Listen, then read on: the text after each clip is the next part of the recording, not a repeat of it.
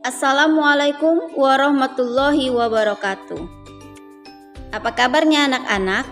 Ibu doakan semoga selalu diberikan kesehatan dan juga selalu dilindungi oleh Allah Subhanahu wa Ta'ala. Amin ya Robbal Alamin. Materi hari ini yaitu tentang talak dan juga idah. Talak menurut bahasa berarti melepaskan ikatan. Menurut istilah, talak ialah lepasnya ikatan pernikahan dengan lafal talak. Asal hukum talak adalah makruh. Karena talak merupakan perbuatan halal tetapi sangat dibenci oleh Allah Subhanahu wa Ta'ala. Rukun talak. Rukun talak ada 3. Yang pertama, yang menjatuhkan talak adalah suami. Yang kedua, yang dijatuhi talak adalah istrinya.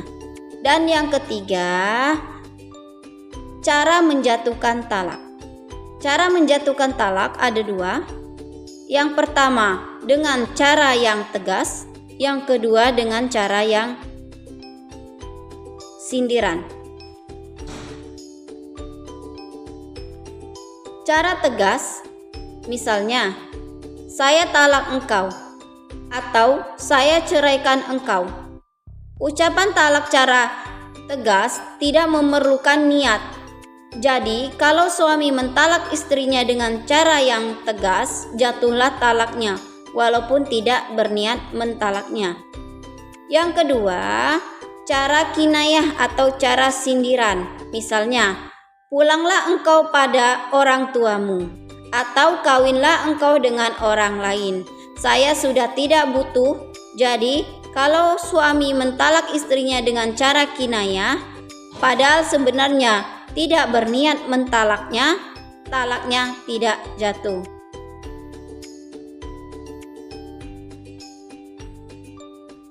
Macam-macam talak.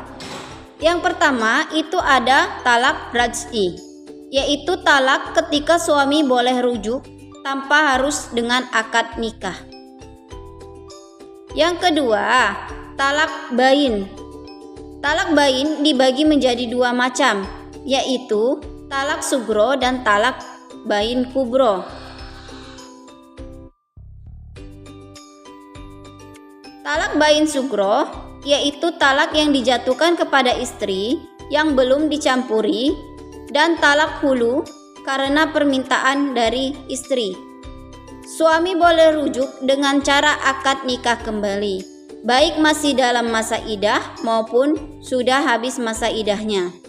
Yang kedua, itu ada talak bain kubro, yaitu talak yang dijatuhkan suami sebanyak 3 kali dalam waktu yang berbeda.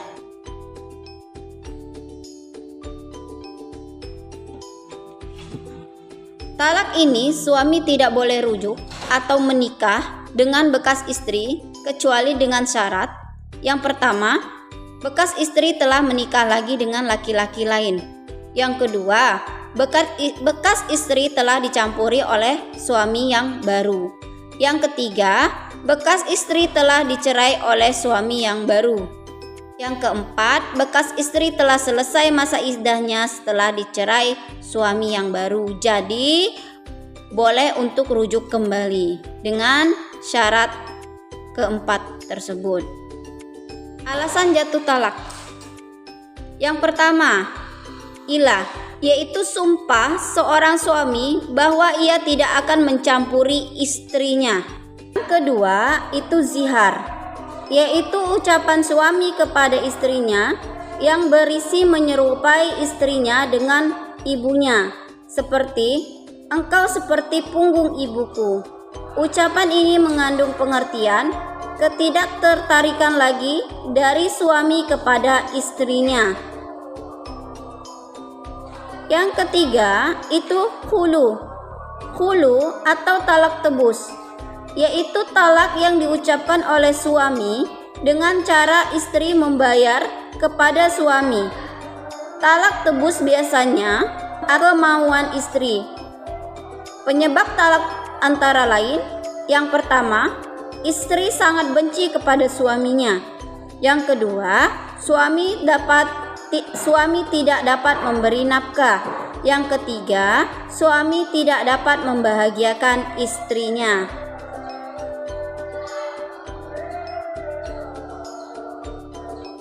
Yang keempat, pasak.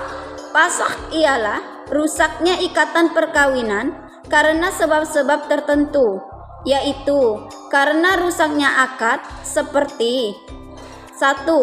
Diketahui bahwa istri adalah mahram dari suaminya. Yang kedua, salah seorang suami atau istri keluar dari agama Islam. Karena rusaknya tujuan pernikahan, seperti halnya terdapat unsur penipuan. Misalnya, mengaku laki-laki baik ternyata penjahat. Suami istri mengidap penyakit yang dapat mengganggu hubungan rumah tangga. Suami dihukum penjara selama 5 tahun. Lamanya masa iddah. Wanita yang sedang hamil, masa iddahnya sampai melahirkan anaknya. Terdapat dalam Al-Quran surat At-Talaq ayat 4. Yang kedua, wanita yang tidak hamil sedang ia ditinggal mati suaminya, maka masa iddahnya 4 bulan 10 hari. Yang ketiga, wanita yang dicerai suaminya sedang ia dalam keadaan haid, masa iddahnya 3 kali quru atau 3 kali suci. 4. Wanita yang tidak haid atau belum haid, masa iddahnya selama 3 bulan. Yang kelima, wanita yang dicerai karena dicampuri suaminya, maka masa iddahnya tidak ada masa iddah. Demikianlah penjelasan dari Ibu. Ibu akhiri, wassalamualaikum warahmatullahi wabarakatuh.